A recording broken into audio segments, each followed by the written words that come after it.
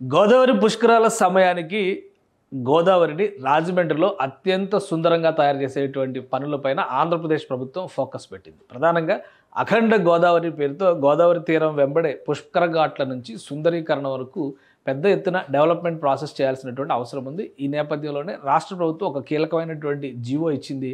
రాజమండ్రి పరిసర ప్రాంతాల్లో ఉన్నటువంటి రాజమండ్రి తీరం వెంబడి ఉన్నటువంటి పుష్కర ఘాట్లకు సంబంధించిన అభివృద్ధి కార్యాచరణతో పాటు ప్రధానంగా అక్కడ ఒక రివర్ బండ్ని డెవలప్ చేసి రివర్ ఫ్రంట్ ప్రాజెక్టుగా దీన్ని అభివృద్ధి చేయాలని రాష్ట్ర ప్రభుత్వం భావిస్తుంది. దీనికి సంబంధించినటువంటి పనులు కూడా 10 రోజుల క్రితమే మొదలైనాయి. సో ఒక ప్రణాళికని సిద్ధం చేసింది. రాజమండ్రికి వచ్చేటువంటి పుష్కర యాత్రికులకు కానీ రాజమండ్రిని సందర్శించేటువంటి భక్తులకు కానీ ఒక అద్భుతమైనటువంటి రివర్ ఫ్రంట్ని ఇక్కడ ఆవిష్కరించాలని రాష్ట్ర ప్రభుత్వం ప్రయత్నిస్తుంది. దానికి సంబంధించినటువంటి డిజైన్లు కూడా వచ్చినాయి. ఆల్రెడీ లోకల్ ఎమ్మెల్యేలు ప్రజాప్రతినిధులు ఈ ప్రారంభోత్సవ కార్యక్రమంలో పాల్గొన్నారు. ఆ పనులు జోరుగా సాగుతున్నాయి. మొత్తం 22 కోట్ల రూపాయలను ఖర్చు పెట్టడం ద్వారా ఒక భారీ ట్యాంక్ బండ్ నిర్మాణాన్ని రాజమండ్రి తీరంలో రాష్ట్ర ప్రభుత్వం చేపట్టింది. దాని డిజైన్స్ని ఒకసారి మనం పరిశీలిద్దాం. ఇక్కడికి వచ్చేటువంటి పర్యాటకులందరికీ కూడా ఈ తరహా ఎక్స్పీరియన్స్ ఉండే విధంగా భారీ ట్యాంక్ బండ్ తరహాలో ఇక్కడ ఏర్పాట్లు జరుగుతాయి. ఇది ఏరియల్ వ్యూ డిజైన్ ఇది.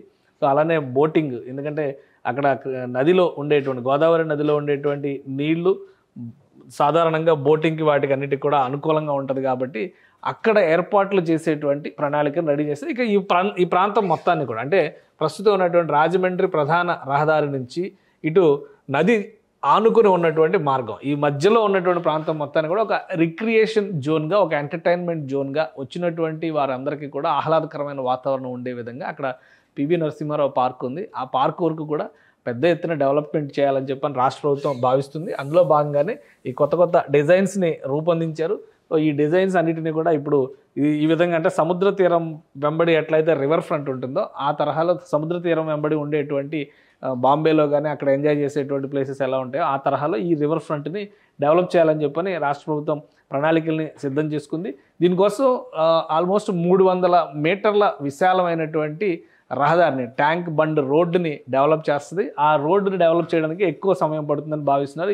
ఆ రోడ్డు ఈ విధంగా ఉంటుంది. సో అక్కడ వాకింగ్ ఏరియా లాగా ఉండొచ్చు. అక్కడ ఎటువంటి కల్చరల్ యాక్టివిటీస్ చేసినా కానీ మనం హైదరాబాద్లో నెక్లెస్ రోడ్డు అవి చూస్తుంటాం కదా, దాదాపు ఆ తరహాలో దీన్ని చూడొచ్చు. పద్మావతి ఘాటు, టీటీడీ ఘాట్ల మధ్య జరిగేటువంటి డెవలప్మెంట్ ఇది. మొత్తం 5.5 అంటే 1/2 కిలోమీటర్ వరకు వస్తుంది. 550 మీటర్ల డిస్టెన్స్ మొత్తం ఈ లొకేషను.